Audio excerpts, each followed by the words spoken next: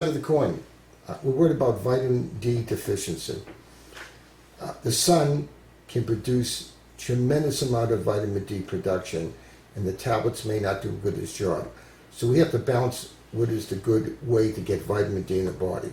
Is there any amount of sun that you would tolerate? Yeah, this is a really hot topic in dermatology. So patients in a Hawaiian latitude may only need a few minutes of sun to produce the requisite amount of vitamin D they need to not be vitamin D deficient. However, patients that live in Massachusetts were found to be exceptionally vitamin D deficient, and you would need several hours of outdoor exposure to get sufficient levels of vitamin D. So it's a depends question. I'm certainly supplying a number of my patients with more vitamin D than I have in the past.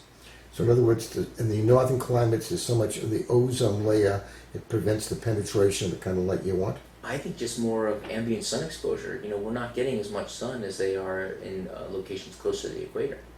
So the good rule of thumb is, if it's even concerned, you should follow vitamin D levels. But vitamin D is a really safe vitamin. It's very hard to overdose on vitamin D, even though it's a fat-soluble vitamin. So I recommend 400 units in children, 800 units in adults, and that's together with some ambient exposure should be plenty. And if you're going to recommend vitamin D, would it be the D3 or the D2? It's the D3, which is the bioactive. And that seems to be more stable and lasts a lot longer than the other forms? Correct.